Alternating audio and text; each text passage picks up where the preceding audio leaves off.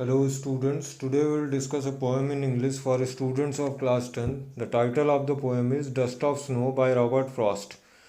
Robert Frost एक famous American poet हैं. इनकी पोएम्स और जितना भी वर्क है वो रियलिटी ऑफ लाइफ को डिपिक्ट करता है. सफरिंग्स, हैप्पीनेस, जॉय, सॉरो, ये सभी रॉबर्ट ने अपनी पोएम्स में लिखा है. क्रो को एक बैड ओमन समझा जाता है. Crow is a symbol of darkness, death, gloom and despair, but in this poem Robert had tried to depict it in a positive manner. So ये एक शॉर्ट पोएम है consisting of only 2 stanzas. So let us read the poem and I will explain the word meaning and literary devices as well. The way a crow swooped down on me, the dust of snow from a hemlock tree. Hemlock tree is a poisonous plant with small white flowers.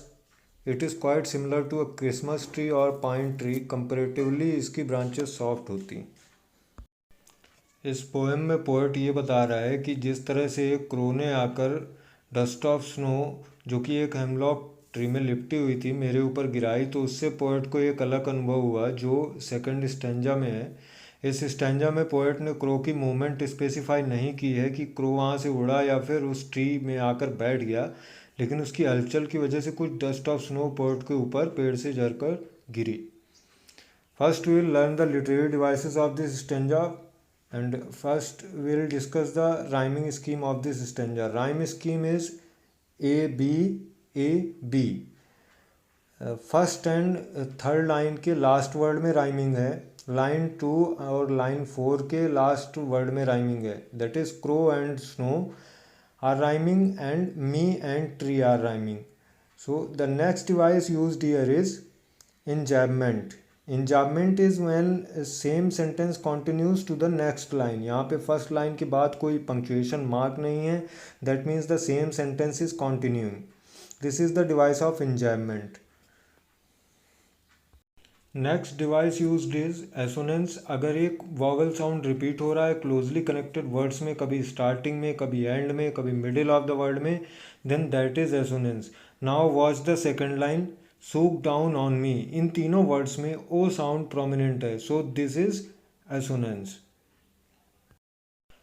Now will move on to the second stanza. The poet says has given my heart a change of mood and saved some part of a day I had rued.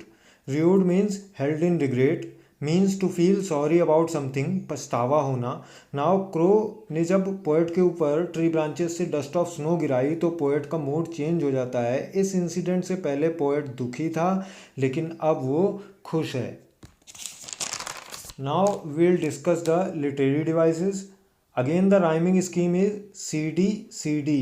Line 5 और 7 का last word rhyme कर रहा है और line 6 और line 8 का last word rhyme कर रहा है. Heart and part, mood and rude. Again we can see enjambment is there. The same sentence is continuing. The next device is alliteration. Alliteration is the repetition of a consonant sound at the beginning of 2 or more consecutive or closely placed words. यहाँ fifth line में has, heart, ha sound repeat हो रहा है. Although these words are little bit distant from one another, yet we can say it is alliteration because words का starting consonant sound same है. Then again in line 7 saved and some, sa sound is repeating. Then we can see here consonants also as a. now what is consonants? जब consonant sound repeat तो हो लेकिन कभी वो word के starting में है, कभी एंड में है और कभी मिडिल में है, तो वहाँ पे then that device is consonants. in the last line we can see day had rude. The sound repeat हो रहा है, hence this is consonants. so this was the first poem of your book First Flight. For further discussion and queries, write your views in the comment box.